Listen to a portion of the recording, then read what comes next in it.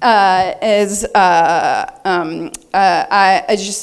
did a little interview with Joe Gleeson, Dr. Joe Gleeson. For those of you not familiar with him, he has studied different R's variants in his lab in University of California, San Diego. And then he also is a part of n-Lorem. n-Lorem is a US-based ASO or antisense oligonucleotide company that makes N of few therapies. So we have 3 individuals accepted to this program right now with the arginine 534 nonsense variant. So we're hoping for our first dose maybe next year, but this is kind of that interview where that progress is, what an ASO is, why it's a good technology for NARS1, etc. So, and he couldn't make it here because he's at another meeting this week. So, wait, I got to do a forward. There we go. Perfect. All right. Hi Joe. I'm just hoping that you can introduce yourself to our community, our NARS1 community, and actually tell a little bit about yourself in terms of your connection with NARS1, and then also with n-Lorem. Great, thank you. Happy to be here today, Rachel. And so I'm Professor Joseph Gleeson at the University of California, based in San Diego, and I'm also at Rady Children's Hospital here in town, and my background is in child neurology, so that's mostly seeing patients with various neurodevelopmental conditions. And I'm also the Chief Medical Officer for the n-Lorem Foundation, which is a nonprofit that makes just customized drugs for patients with nano-rare disease, and provides those drugs to patients for free for life. And the kinds of drugs that n-Lorem makes, pertinent to this call, is what are called ASOs. These are customized small DNA-like drugs that can impact the way genes express themselves. Which is super cool, and I know n-Lorem and I have been following you guys for a really long time. Well, as long as I've been in this space, anyways. And I was hoping you could also, explain like why something like n-Lorem and ASOs is particularly amenable to NARS1, and specifically our arginine 534 nonsense variant that we have, and recognizing, of course, that I guess even from the outset how rare NARS1 is, with far less than 100 individuals that we know of in the entire world that have been diagnosed, regardless of what that variant looks like. Yeah, that's a great question. So I first got interested in NARS1 because we'd identified several families with neurodevelopmental conditions, and when we did the genome sequencing, NARS1 popped out. And then we were in touch with a lab from the UK that had made the same observations. This is like back in 2019, 2020, something like this. Now, because of the recruitment that we did, all the families that we studied had what are called recessive mutations. And that means that there's a mutation on both copies of NARS1. So each parent carries one copy, and then the child has both copies that are hit. So they have what's called a recessive disease. And but at the same time, there was a group, and so we published this in Nature Communication. And at the same time, there's the group in the UK had several families that were very similar to ours, but they also had a couple of families where just one copy of the gene was hit. And those mutations are not present in either parent. So those are a kind of mutation called de novo. And that told me at the time that the mechanisms must be different for how this gene mediates its effect. And that also made it very suitable for customized approach to knock down that bad copy, specifically in the patients that have the rarer form of NARS1, which is the de novo. And so at that time, I was just stepping into my role at n-Lorem and thought this would be an amazing opportunity to see if patients with NARS1 can improve if we can get rid of the bad copy of the gene. And they still have the healthy copy. And we know that one healthy copy is fine because the parents of the recessive families are asymptomatic. So that's how it all kind of came together. I contacted the group in the UK. They had several families with these rare, very specific kinds of mutations, and we arranged to find one or two families and ask them if they're interested in having a treatment. And that's how the whole thing kind of got started. Which is super cool. And I'll just also just promote the Rory Bell Foundation website, because the publication that Joe just referenced is on our publications page, along with the UK group, which is with Stephanie FMEU, who also is still doing research on the NARS1 gene. So we try to keep our website up to date. And the publication from your lab and then also from her lab were really the pillars, at least for me, in understanding NARS1 and getting, sort of the Roy Bell Foundation off the ground. And they came right after my daughter was diagnosed. And so, without those publications and that work, I wouldn't even be talking to you at this Wow. point in the game. So want to thank you first for paying attention to something so rare, and putting that information out there, and then again further pursuing this and customized treatments, where again is something it would not happen without somebody at least looking at that and caring. Well, this is the goal of my research and of my lab at the University of California, is to bring new treatments for children with neurodevelopmental diseases. There's not many where we think we have a very straightforward path to therapy. Yep. For a lot of the conditions, it's going to require some sort of replacement of the gene through a Yep. virus or some other kind of effort, and those can take 5, 10 years. Yep. Not straightforward, and they're not risk-free either. So there's a lot of work that has to go into it, and really none of them are really showing the promise that we'd hoped. Yep. But to contrast that, ASOs are a technology that's ready. It works well. We understand how they work. They're very effective, relatively simple, relatively safe. But there's very few patients with NARS1 that can benefit. And this effort, my way of thinking, is that the few patients that get the drug, that are eligible to get the drug or their particular drug, we're going to see how much they improve.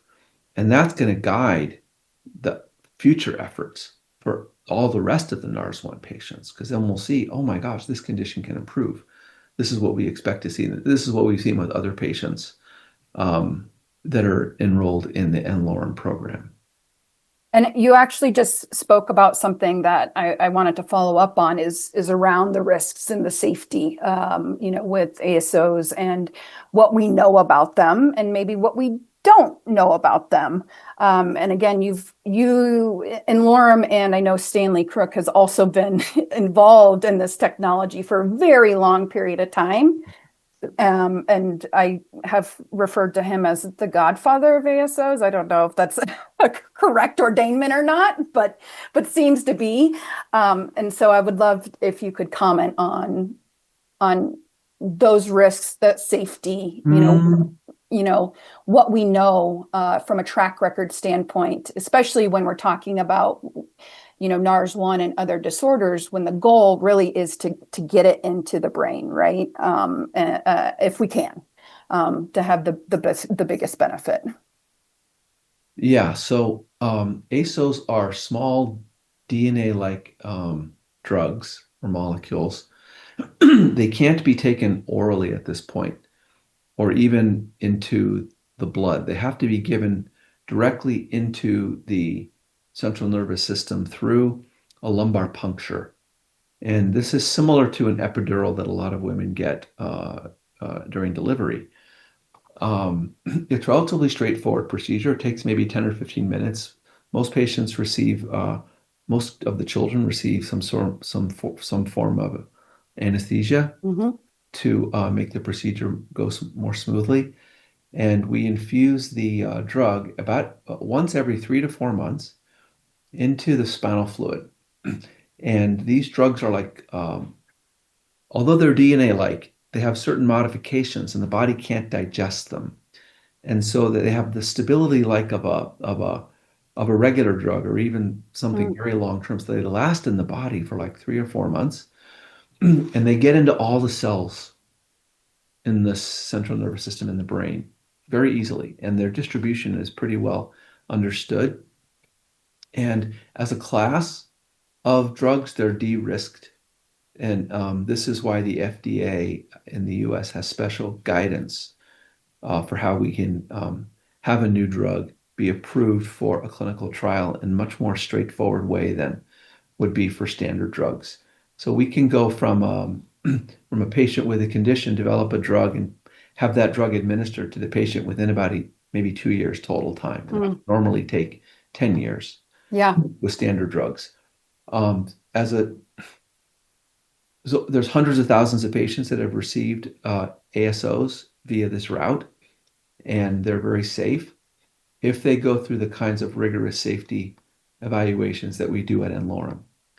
And we have had now something like 40 patients dosed at n-Lorem, and we don't have a single serious adverse effect That's amazing. from the drugs.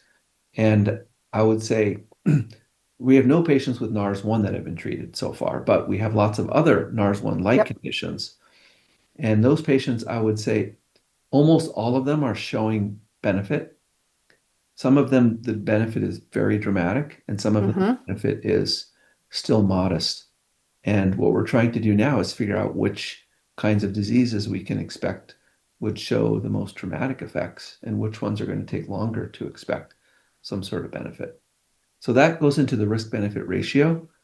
And because these are infused into the spinal fluid, they're not without risk. There's always some risk. Yep. And so we are attuned to that kind of risk and also attuned to the risk benefit ratio. For NARS1, we think there's a favorable risk benefit ratio, and that's because the condition is so severe and there are no other treatments. So some risk can be tolerated if the potential upside is good enough. And we think for NARS1, we have a lot of potential to improve the outcome.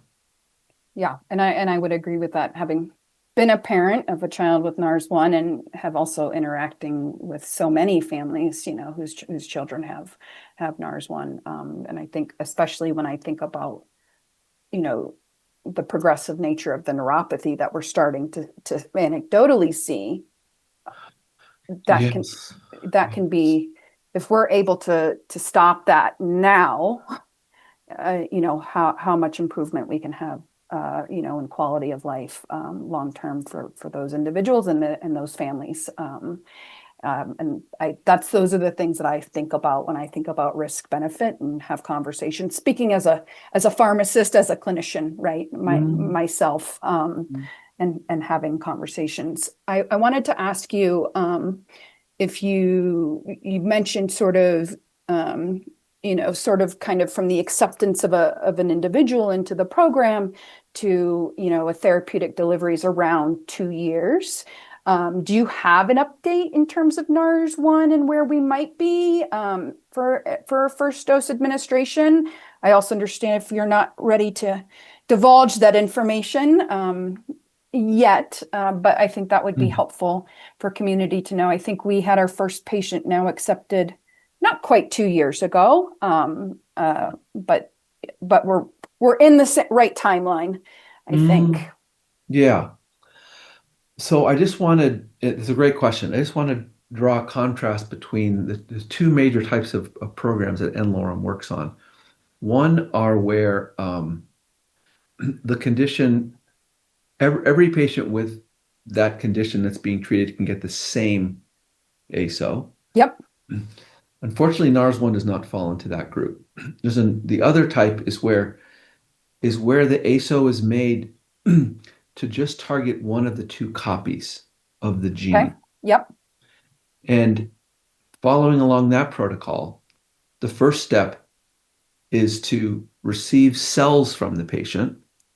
And then n-Lorem does a very thorough genetic analysis. This is different from standard gene testing. Yep. What we're doing with this approach is to identify all the genetic variants around the NARS1 gene that could be potential Mm. or uh, very allele specific drugs because we have to just target the bad copy. We have to leave the good copy intact. And so for those kind of what we call allele specific programs, there's these extra steps that can take somewhere around 6 months or a year because it can take time for families to have a cell line sent into n-Lorem to establish. There's sometimes hospitals have contracts and things like this.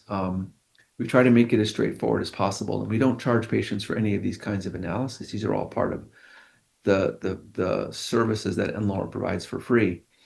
Um, and the reason this step is important is because if we can find some of these what we call SNPs, these are single base Hmm. substitutions in the DNA that are linked to the mutation but are not the mutation themselves, it's possible the same drug could be used for multiple patients. And so it's worth the effort and the time and the investment to do this in a very thorough way because it's possible that this could speed um, availability of the drug for the next family if we can target these common SNPs in on the copies of the gene, then we can have a drug ready for future patients. So right now, the first patient is yeah, we got the cells. I forget exactly when, but right now we're in the process. Um, it's like imagine like we start with maybe thousands of potential drugs per patient, and then we filter that down to hundreds to tens, and finally we get to the main drug that is the best candidate that we do the final safety testing on. And we're in the third of those four steps right now. So we're filtering down to the top maybe 20 or so potential candidates, and we hope to identify a lead candidate, I think, in the next couple of months. So we're not exactly hitting the 2 year time frame that we hope for. We think we're going to be able to reach 2 years in the future because we're still working out the protocols with getting the cells delivered and the methods that are being used. But we haven't encountered any hurdles so far. It's possible that maybe for the first patient, there's a lot of common SNPs that are apparent that we might be able to develop a drug that could be used by other patients. But for each patient, it's kind of an individual effort. We got to start from scratch and go back and see, do they have SNPs that are shared with other patients, or are they really kind of a unique SNP profile that we have to start from scratch, and that would lengthen the time. Okay. Yeah, and that was my follow-up question that I was going to ask you is then is it each sort of individual that's enrolled, you go through that process over again to make sure you We can do go through identify that those process things. over again, but as more patients are enrolled with a particular gene, our expertise in that gene grows, and so it becomes faster the next time. Hmm. And can you, this is a question to that, like, how has your sort of background and knowledge of R's genes and NARS1 really helped you in this process? Because I feel like genetics and rare neurodevelopmental disorders are so complex. And so has that helped kind of guide this process, you feel, in any advantageous way? I think to some degree a little bit, yeah, but these genes are kind of agnostic to that during the discovery, during the Mm-hmm. drug development phase. NARS1 is benefited in the sense that it's a very large gene, so there'll be lots of SNPs Mm-hmm. to choose from. Um, but depending upon the patient, that patient might not have SNPs that are shared with other patients that are nominated. And um, I think though a lot of this knowledge you mentioned about NARS1 syndrome and things like this will come into benefit in the future steps because once the drug is ready for the first patient or the second patient, then n-Lorem has several additional steps that we take to make sure that we can measure in the patient the potential benefit. So we have a committee called STAR committee that is constituted mostly by clinical Mhm. trialists, where for each patient we develop a set of clinical trial ready outcome measures that are used during the 2 years or 1 year or so that the drug is being tested. And so having a clear sense of how patients with NARS1 progress, what's the variability like day by day or month by month, what are the common symptoms that are seen, we can really develop a very strong clinical protocol for each patient to make sure we capture those differences and those potential improvements over time. And I think that's a really important point and something I've been talking a lot about to our community and really trying to help understand because we're so small and so early on and understanding, NARS1 and symptomatology and burden. And so from a advocacy from our group, from a Rory Bell Foundation standpoint, are there things that we can do that can help contribute to that knowledge? So right now we're engaged with Rare X, and so we have, families who are entering their caregiver data in terms of, what their symptoms look like when they started, how they're progressing. We just outrolled a priority survey again to kind of talk about like, right, what really matters, right? What's the biggest burden on your day? And so can you kind of comment on like where and how you've collaborated with foundations like ours in the past, with some of those 40 patients that have already been, administered an ASO, and if that's been helpful in moving that along. Yeah, that's really great to hear. Because that data then that information that you're gathering can be used as we develop these fit for purpose outcome measures. To some degree, um, that data can be lifted over to other patients, let's say, that are going to receive the drug. But because the n-Lorem clinical trials are really N of one, we have to often have very specific outcome measures that are geared towards that particular patient. And so I would encourage NARS1, the Rory Bell Foundation, to build this knowledge base and to develop natural history study kind of publications so that groups like n-Lorem and other trialists that have new drugs for NARS1 in the future can leverage all that information. um, there's not a lot, most of the data that's published is just cross-sectional, meaning it's a single time point. Yep. So we don't have a lot of information about the change in status over time, and that's kind of what we need. And of course, conditions like NARS1, um, a 1-year-old patient is going to look very different from a 15 or 20-year-old patient, Yep. in terms of the kinds of organs that are impacted and the degree, and there's quite a bit of clinical variability as well. So um, these will be challenges to future, let's say, placebo-controlled clinical trials where you have to have a very clear understanding of the limits of the phenotypes that for individual ASO kind of trials or individual drug trials like we're doing at n-Lorem, it's a little less of an issue. But we really would look forward to seeing any of that data as we put the clinical trial package together for these drugs. Yeah. I, and I do recognize that, of course, it's an N of one, and we also, again, to your point that you've already spoke about is, right, ASOs will not be amenable to all of our NARS1 population. It's going to be a very small subset. And so that also is really important for our family members and our community to keep in mind too, that as we think about therapeutic development, I kind of put it into buckets. And that clinical phenotype, those clinical symptoms also shift in between those variants as well, and how we see them, and how it may present, which I'm sure you have seen so many times, even in a few cases where you've had multiple kids with the same disorder receive the same therapeutic as well. We're seeing more and more of this now. Yeah. as more people are hearing about n-Lorem and they want to have their child treated, there's a lot of the family foundations are advocating for this. And we're allowed, with FDA's oversight, to have perhaps 10 or so patients Mm, treated with any single ASO drug using this special path.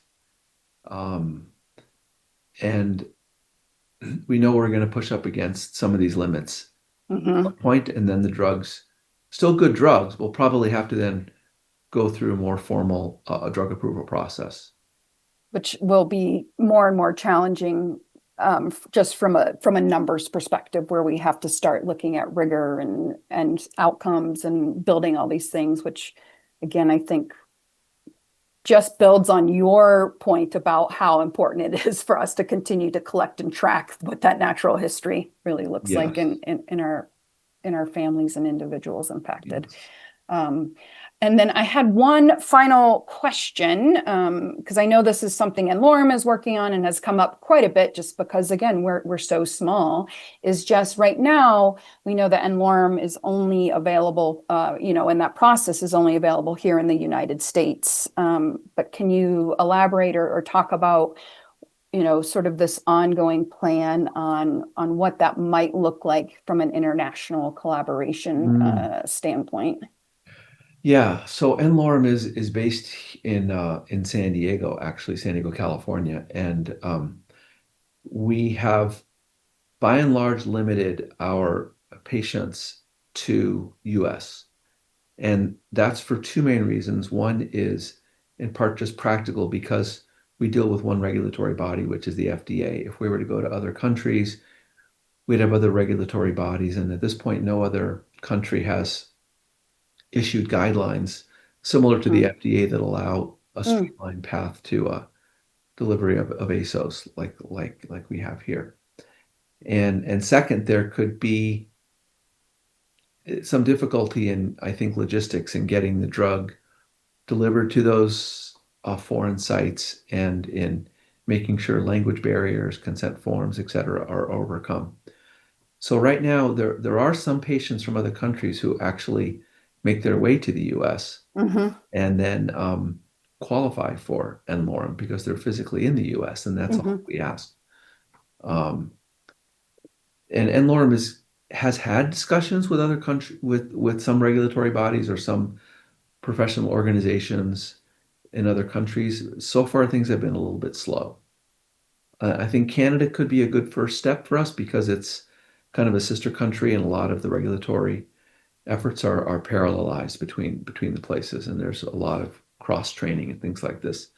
Um, so I don't know exactly how it will unfold. A lot of it has to do with the willingness of the other country, and despite some very motivated patients in other countries, I can't say that motivation is shared with their hospital or with their regulatory bodies, and that's been one of the barriers that we've encountered.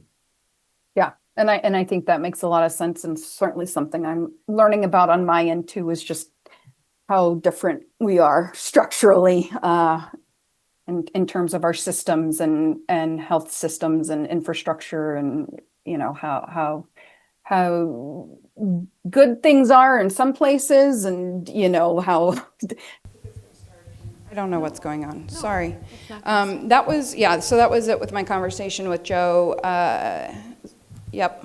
Is it picking up? Nope.